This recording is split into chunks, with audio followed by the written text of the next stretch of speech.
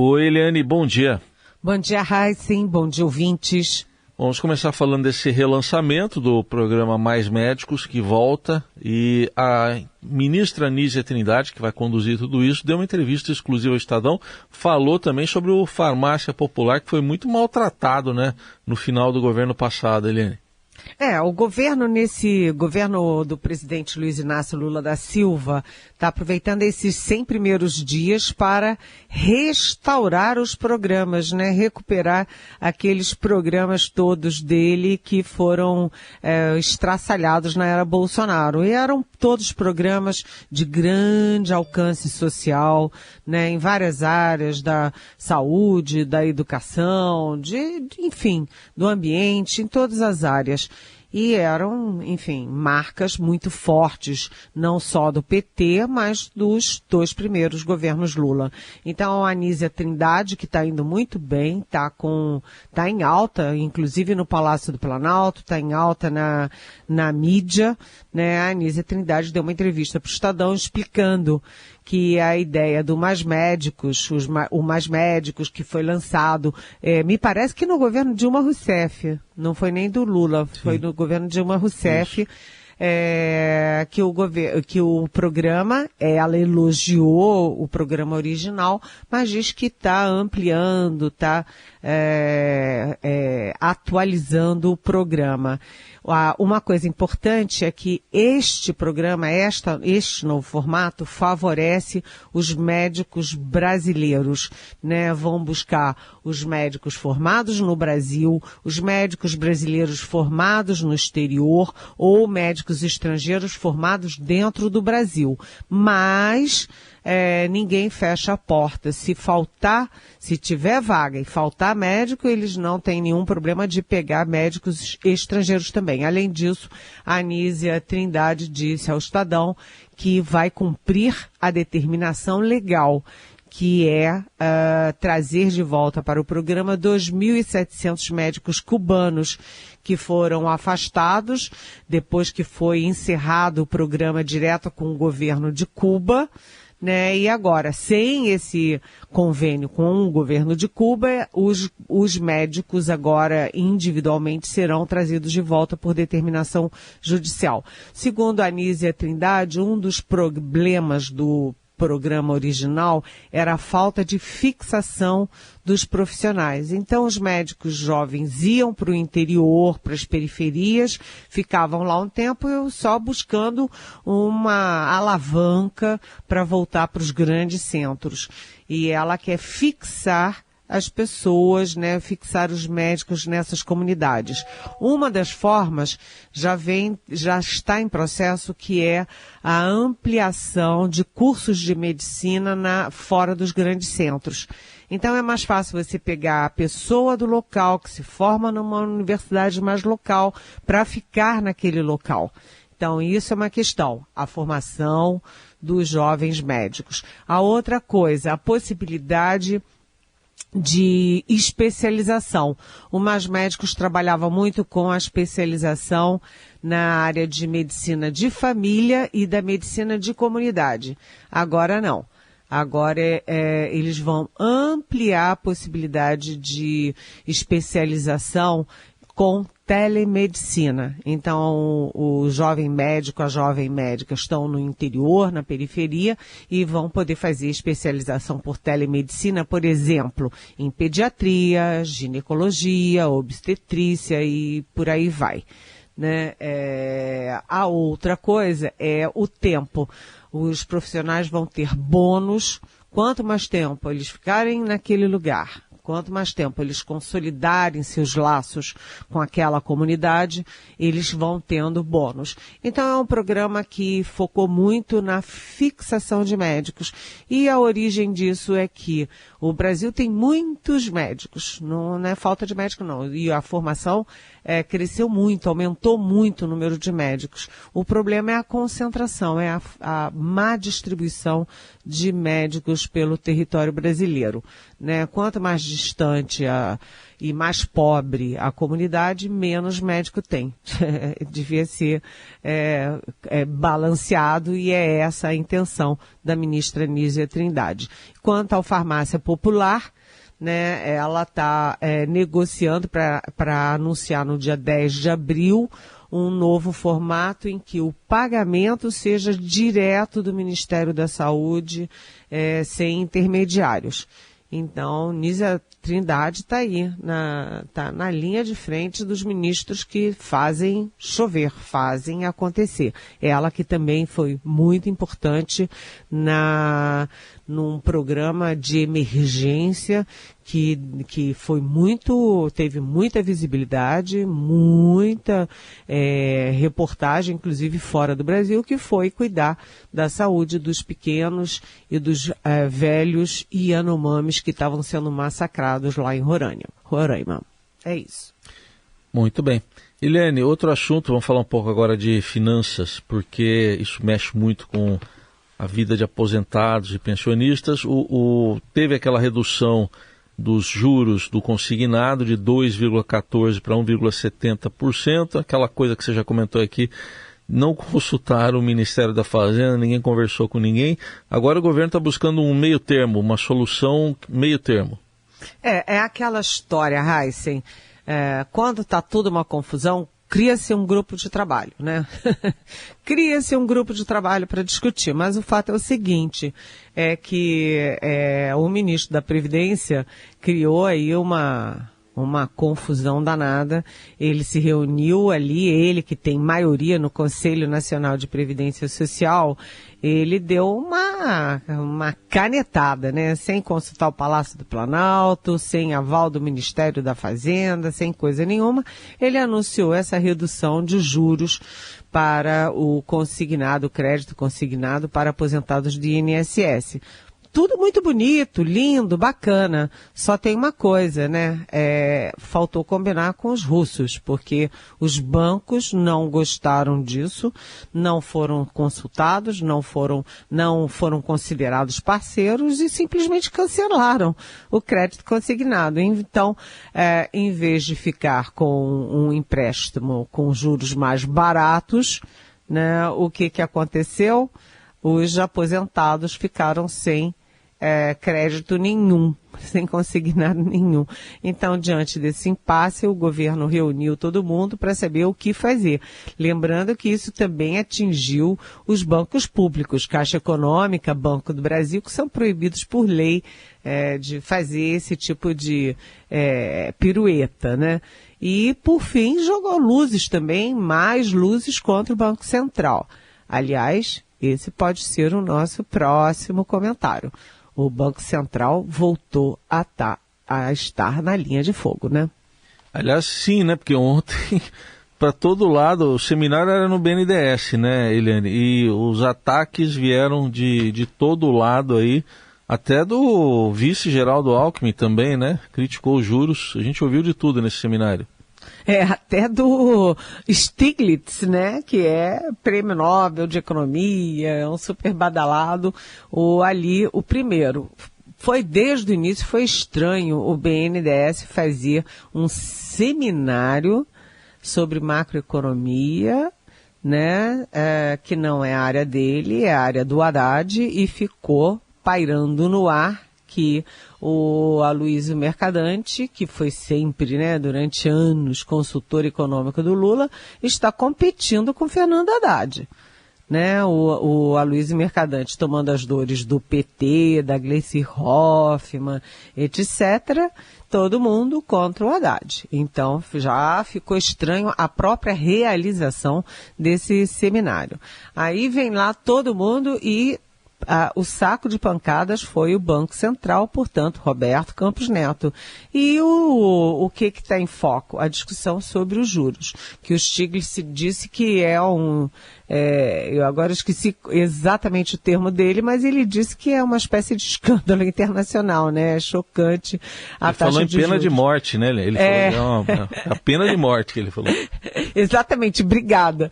Ele falou que o Brasil escapou de uma pena de morte aí com esses juros de 13,75. Isso tudo ocorre na véspera da reunião do Copom. A reunião do Copom, do Banco Central, que define a taxa de juros, a taxa Selic, né? Começa hoje e a definição vem amanhã. Então, o Banco Central novamente aí no foco, novamente na mira do tiroteio generalizado. E agora com reforço do Stiglitz, que não é qualquer um não. Mas, enfim, isso mostra que o governo está muito rachado, muito dividido, todo mundo brigando com todo mundo, e por trás disso quem joga não apenas o fósforo, mas a palha, o álcool, o querosene, é o próprio PT. É PT contra PT. Vamos ver se ele vai conseguir convencer dessa necessidade o próprio partido dele, o PT. A coluna de Helene Cantanhede, direto de Brasília. A gente encerrou o bloco anterior falando aí da questão dos juros, os embates do ministro da Fazenda, Fernando Haddad. Vamos retomar ainda mais um aspecto aqui dessa situação do Fernando Haddad. Helene, ele está buscando então se defender do próprio PT, né? Conta pra gente como é que tá essa negociação toda, tem muito bastidor envolvido nessa negociação da nova âncora fiscal. Pois é, Raíssen, a gente estava falando aqui de todo mundo batendo no Roberto Campos Neto, presidente do Banco Central, mas vamos combinar que a artilharia também está muito voltada para o Fernando Haddad, ministro da Fazenda. E como é que o Fernando Haddad age? Ele está enfrentando a Gleisi Hoffmann, está enfrentando o PT, está enfrentando o chefe da Casa Civil, Rui Costa, que também é do PT, e aí o Haddad está ampliando o apoio dele para além do PT, para além da esquerda. E ele ontem, por exemplo, teve encontros tanto com o presidente da Câmara, o Arthur Lira, quanto com o presidente do Senado, Rodrigo Pacheco. Fernando Haddad está buscando apoios de fora para poder, poder lançar com alguma segurança a âncora fiscal, a nova âncora fiscal.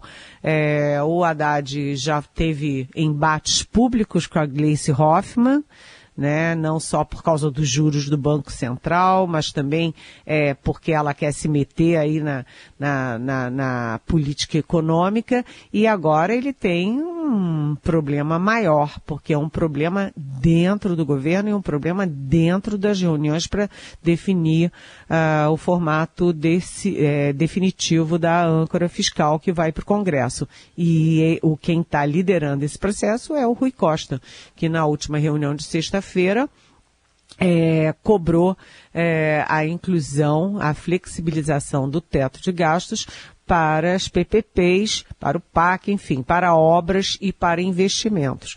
Por isso não foi anunciado, por isso o Haddad teve que ficar o fim de semana inteiro mergulhado para atender aí ao pedido da opressão da Casa Civil.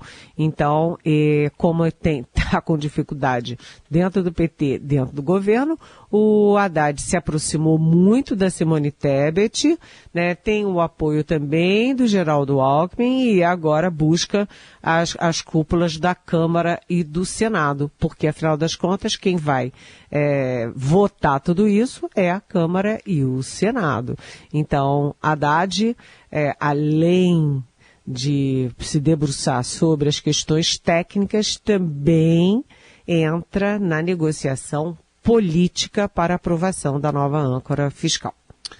Acompanharemos então, até porque, né, Helene, tem no radar a viagem do presidente Lula, da comitiva dele agora nesse fim dessa semana. Então, será que dá tempo antes ou fica para depois, hein? Isso é uma decisão do Lula. que tem que ser antes, né? A viagem está prevista para sexta-feira. Tem gente que me diz que vai ser no sábado, mas o Itamaraty me diz que vai ser na sexta-feira. E havia muita gente imaginando que o lançamento da nova âncora fiscal seria na segunda-feira, antes da reunião do Copom do Banco Central, que é hoje e amanhã, e isso já não deu certo, né? Então, agora é muito improvável que eles lancem o programa no dia da reunião do Copom. Então, sobra para a gente pensar que o lançamento da nova âncora será ou quinta ou na próxima sexta. Mas até agora não tem na agenda do Lula nenhuma previsão. É uma solenidade grande, eles querem convidar muita gente, fazer um evento robusto e até agora não tem nada previsto não. Olha que confusão, Raíssa.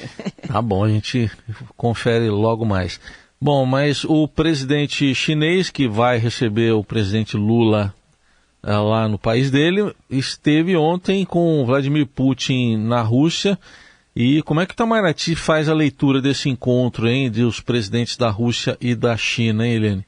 Olha, o Itamaraty e o Planalto estão numa posição muito otimista, eu diria até excessivamente otimista. Mas a pergunta-chave que eles próprios se fazem no Itamaraty é: qual foi o objetivo do Xi Jinping na ida à Rússia para falar com Vladimir Putin nesse momento?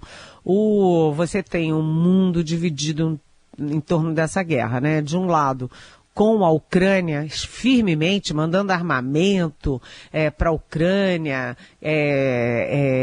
causando ali sanções, criando sanções contra a Rússia, você tem os Estados Unidos e a Europa, ou seja, o chamado mundo ocidental.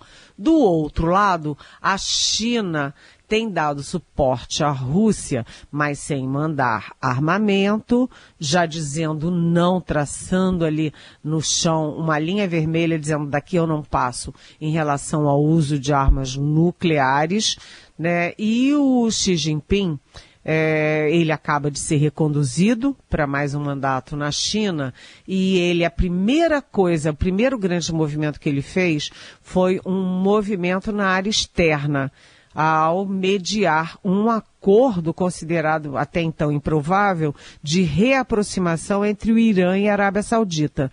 Então a China, que não tem tradição de diplomacia, não tem tradição de mediação de crises, entrou numa nova seara como ocupação de terreno político na nova geopolítica mundial. Então, é com esse capital de ter feito ali a reaproximação Irã-Arábia Saudita que o Xi Jinping chega a Moscou, deixando uma dúvida no ar. Ele foi aprofundar a aliança com a Rússia contra o Ocidente ou ele foi tentar uma mediação para trazer a Rússia para a mesa de negociação de paz? A aposta brasileira, que não estou dizendo que vai ser assim, que é assim, mas a aposta brasileira é de que o Xi Jinping foi a Moscou para tentar se colocar como mediador da crise.